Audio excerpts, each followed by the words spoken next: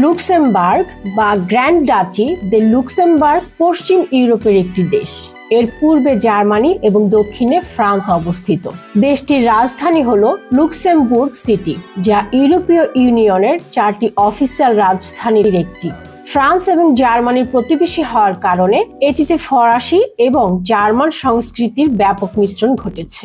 লুক্সেমবার্গীয় হলো লুক্সেমবার্গীয় জনগণের একমাত্র জাতীয় ভাষা। লুক্সেমবার্গীয় ছাড়াও ফরাসি এবং জার্মান ভাষাও প্রশাসনিক ও বিচারিক বিষয়ে ব্যবহৃত হয়। এই 3টি ভাষায় যৌথভাবে লুক্সেমবার্গের প্রশাসনিক ভাষা হিসেবে বিবেচিত হয়। দেশটির আয়তন 2586 বর্গ কিলোমিটার। এটি ইউরোপের ক্ষুদ্রতম সার্বভৌম রাষ্ট্রগুলির মধ্যে একটি। আয়তনের দিক দিয়ে দেশটি বিশ্বে 168তম। দেশটির জনসংখ্যা মাত্র 6,70,000 এবং এই জনসংখ্যার প্রায় অর্ধেক বিদেশি, অর্থাৎ পৃথিবীর বিভিন্ন দেশ থেকে এসে এখানে জীবিকা নির্বাহ করছে। গবেষণায় দেখা গিয়েছে বিশ্বের প্রায় 170টি দেশের মানুষকে এই দেশে খুঁজে পাওয়া যায়। লুক্সেমবার্গ একটি উন্নত দেশ, যেখানে একটি উন্নত অর্থনীতি এবং বিশ্বের সর্বোচ্চ জিডিপি বিদ্যমান। এই কারণে লুক্সেমবার্গকে ইউরোপের অর্থনীতির রাজধানী বা ইউরোপের হৃদয় বলা হয়। সুবিশাল দুর্গ এবং পুরানো শহরটির ব্যতিক্রমী সংরক্ষণের কারণে 1994 সালে লুক্সেমবার্গ শহরটিকে ইউনেস্কো ওয়ার্ল্ড হেরিটেজ সাইট হিসাবে ঘোষণা করা হয়েছিল। এই দেশের পুলিশের সংখ্যা 1300 জন এবং জেল রয়েছে মাত্র 2টি। এই দেশকে পৃথিবীর সবচেয়ে সুরক্ষিত দেশ হিসাবে বিবেচনা করা হয়।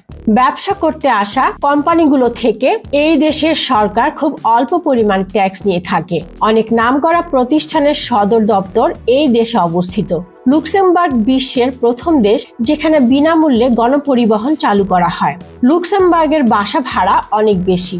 আপনি যদি সাধারণ একটি বাসা ভাড়া নিতে চান, তাহলে আপনাকে মাসিক গুনতে হবে 1400 ইউরো, যা বাংলা টাকায় 1,70,000 টাকা সমান। এমনকি এর থেকে জার্মানিতে থাকা যাবে কম খরচে। লুক্সেমবার্গের সব জিনিসের দাম অনেক বেশি। এই দেশের বাসস্থানের পাশাপাশি খাবার এবং দৈনন্দিন জিনিসের দাম অনেক বেশি। লুক্সেমবার্গে কাজ খুঁজে পাওয়া বেশ কঠিন, কারণ এখানে বিশ্বের প্রায় অনেক দেশের মানুষ বসবাস করে। বলা হয় এখানে চাকরির অভাব নাই, কিন্তু একটি উপযুক্ত চাকরির অভাব রয়েছে। এখানে বেতন বেশ সন্তোষজনক। আইন অনুযায়ী ন্যূনতম মজুরি প্রতি মাসে 2000 ইউরো। লুক্সেমবার্গের বেশিরভাগ স্থানীয়রা এই অঞ্চলের অস্থানীয়দের থেকে খুব বিচ্ছিন্ন। তারা ধনী সেক্টরে বাস করে, যেখানে অনেক টাকা লেনদেন হয় এবং তারা সাধারণত শুধুমাত্র তাদের সমপর্যায়ের লোকদের সাথে যোগাযোগ করে। লুক্সেমবার্গ ইউরোপীয় ইউনিয়নের একটি অংশ হওয়ায় এটির ভিসা নিয়ে জটিলতা রয়েছে। আপনি যদি ইউরোপীয় ইউনিয়ন নাগরিক হন, তবে আপনাকে কোনো ভিসা নিয়ে জটিলতার মুখোমুখি হতে হবে না। লুক্সেমবার্গের নাগরিকত্ব পাওয়া অনেক কঠিন। আপনাদের যাদের রাত্রেবেলা বিভিন্ন ধরনের নাইট ক্লাব বা পার্টিতে যাওয়ার অভ্যাস আছে, তারাই মূলত লুক্সেমবার্গকে বোরিং বলবে, কারণ লুক্সেমবার্গে অল্প সংখ্যক নাইট ক্লাব রয়েছে এবং রাতের বেলা এই শহরটায় লোকজন কম চলাফেরা করে, কারণ তারা তাড়াতাড়ি ঘুমিয়ে পড়ে। লুক্সেমবার্গ ইউরোপের অন্যান্য দেশের মতোই উচ্চশিক্ষিত, কিন্তু এদেশে শুধুমাত্র 2টি বিশ্ববিদ্যালয় রয়েছে।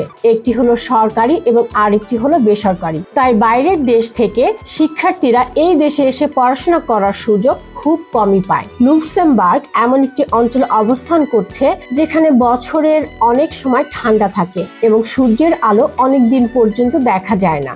আর এই দেশে বেশিরভাগ সময় আকাশ মেঘাচ্ছন্ন থাকে, বৃষ্টি হয় তুলনামূলক অনেক বেশি। আরেকটি মজাদার তথ্য হলো এই দেশে নেই কোনো চিড়িয়াখানা এবং নেই কোনো শিশু পার্ক, যেখানে আপনার শিশুরা বন্ধের দিনে সেখানে গিয়ে মজা করতে পারবে ও সময় কাটাতে পারবে।